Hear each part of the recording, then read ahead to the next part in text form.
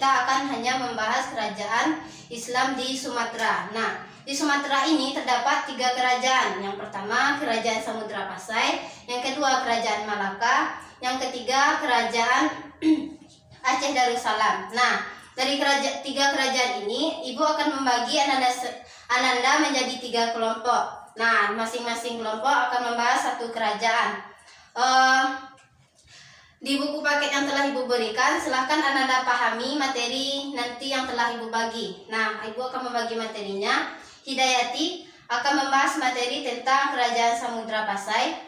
Dewi Rara akan membahas materi tentang Kerajaan Malaka, dan Resyahmini akan membahas tentang Kerajaan Aceh Darussalam. Nah, silakan Ananda pahami materi di buku paket yang telah Ibu berikan.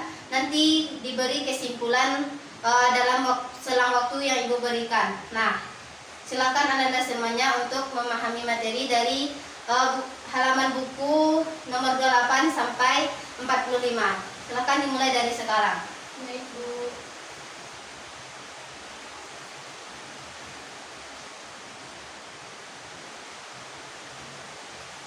Bagus, Resya ini sudah membaca buku dengan baik.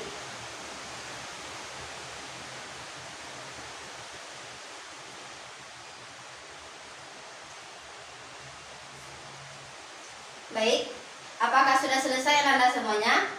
Sudah, Bu. Bagus, Ananda semuanya melaksanakan dengan tepat waktu. Silakan Hidayati beri kesimpulan dari Kerajaan Samudra Pasai. Kerajaan Samudra Pasai, penguasaan Samudra Pasai terdiri dari 2 dinasti. Yang pertama, dinasti Maurah Kair. Pendiri dari raja pertama Kerajaan Samudra Pasai adalah Maurah Kair yang bergelar Maharaja Mahmud Shah dari tahun 1042 sampai 1078 Masehi. Kemudian disusul para penggantinya, yaitu Maharaja Mansur Shah dari 1078 sampai 1033 Masehi. Kemudian Maharaja Ghiyasuddin Shah, yaitu dari 1133 Masehi sampai 1155 Masehi. Maurah Neo atau Maharaja Nuruddin yang dikenal juga sebagai Tengku Samudra atau Sultan Zainuddin Al-Khamil. Ia berasal dari Mesir dan tidak mempunyai keturunan, yaitu dari tahun 1155 sampai 1210 Masehi. Yang kedua, dinasti Maurah Silu. Maurah Silu bergelar Sultan Malik Al-Saleh tahun 1285 sampai 1267 Masehi. Ia adalah keturunan Raja Perla atau Malaysia, sekaligus pendiri kedua dinasti Kerajaan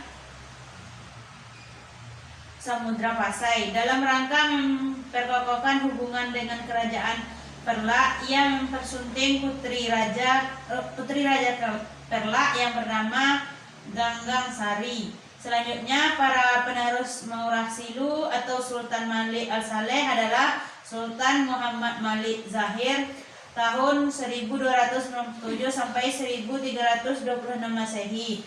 Sultan Malik Zahir dari tahun 1326 Masehi sampai 1345 Masehi. Sultan Mansur Malik Zahir, Sultan Ahmad Malik Zahir, dan Sultan Zainal Abini, yaitu tahun 1383 sampai 1403 Masehi. Sultan Zainal Abidin adalah penguasa yang paling aktif menyebarkan Islam sampai ke Pulau Jawa dan Sulawesi dengan mengirimkan para mubalik seperti Maulana Malik Ibrahim dan Maulana Ishaq.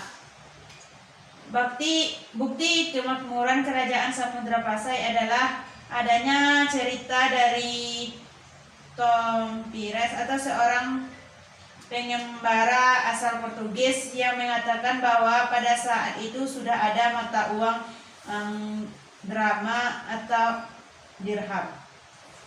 Ya Bu. Baik, bagus Hidayati. Mari kita beri aplaus kepada Hidayati telah menyampaikan kesimpulan. Baik, akan Ibu tambahkan sedikit dari penjelasan Hidayati tadi, yaitu Kerajaan Samudra Pasai. Nah, Kerajaan Samudra Pasai ini terdiri dari dua dinasti. Yang pertama dinasti Meurakair dan yang kedua dinasti Meurasilo. Nah, pada Kerajaan Samudra Pasai ini pemimpin yang terkenalnya yaitu Sultan Zainal Abidin yang aktif menyebar Islam sampai ke Pulau Jawa. Nah, kita akan juga mendengar kesimpulan dari Dewi Rara. Kepada Dewi Rara disilahkan. Kerajaan Malaka ini yaitu kerajaan yang pernah menguasai wilayah Semenanjung Malaka dan Riau. Penguasa atau raja pertamanya yaitu Iskandar Shah. Ia merupakan raja pertama dari Kerajaan Malaka yang masih keturunan Majapahit. Dan kerajaan tersebut kalah dalam perang Parigrek. Nama aslinya adalah Paramisora, adapun para penerusnya adalah Muhammad Iskandar Shah, Sultan Muzaffar Shah, Sultan Mansur Shah, atau Laksamana Hang Tuah sangat berjasa pada masa pemerintahnya, serta Sultan Alauddin Shah. Pada masa kekuasaan Sultan Alauddin Shah, kondisi ekonomi kerajaan cukup stabil, tetapi secara politis mengalami kemunduran. Hal ini disebabkan oleh banyak daerah yang ditaklukkan kemudian melepaskan diri serta terjadi beberapa pemberontakan oleh Sultan Mahmud Shah. Kerajaan Melaka ini dipengaruhi oleh dua budaya yaitu Malaya dan Islam. Hal ini menjadikan kerajaan Melaka memiliki corak budaya ebauter, demokratis serta menghargai budaya lain. Pada masa Sultan Alauddin Shah, kerajaan Malaka semakin mengalami kemunduran karena wilayahnya hanya mencakup Semenanjung Malaka dan daerah-daerah lainnya telah memisahkan diri dan menjadi kerajaan baru dalam kondisi yang demikian. Pada tahun 1511, Malaka jatuh ke tangan Portugis yang dipimpin oleh Alfonso. Dah Bu. Baik, terima kasih Dewi Rara. Mari kita beri aplaus kepada Dewi Rara. Materi bagus Dewi Rara. Baik. Nah, dari penjelasan Dewi Rara tadi, tambahan dari Ibu yaitu raja pertama dari Kerajaan Malaka yaitu Iskandar Shah. Nah, pada Kerajaan Malaka ini pemimpin yang mengalami kemunduran yaitu pada masa kepemimpinan Alauddin Shah. Nah, bahkan Kerajaan Malaka ini sampai jatuh ke tangan Portugis. Syah ini. Yang ketiga yaitu Aceh Darussalam. Raja pertama kerajaan ini adalah Sultan Ali Muhayyad Shah. Setelah wafat, ia digantikan putranya yaitu Sultan Salahuddin. Karena kelemahan Sultan Salahuddin, akhirnya kekuasaan direbut oleh saudaranya, yakni Sultan Alauddin Riayat Shah Al-Ayyad Shah Al-Qahar. Sultan Alauddin Riayat Shah Al-Qahar cukup berperan memperbaiki keadaan pemerintahannya dan aktif menyebarkan Islam dengan mengirim mubalik ke berbagai daerah. Kerajaan Aceh Darussalam kembali bangkit setelah diperintah oleh Sultan Iskandar Muda atau Darmawan Saprakasa Alam Shah. Ia sangat taat beragama dan berusaha dengan gigih untuk membangun pemerintahan. Sehingga pada saat ini Kerajaan Aceh Darussalam berkembang dengan pesat. Struktur kekuasaan Kerajaan Aceh Darussalam terbagi menjadi dua wilayah, yaitu kekuasaan oleh kaum bangsawan dan kaum ulama. Dalam kekuasaan kaum bangsawan, wilayah kerajaan terbagi menjadi daerah-daerah kehulubalangan yang dipimpin oleh Ule Balang.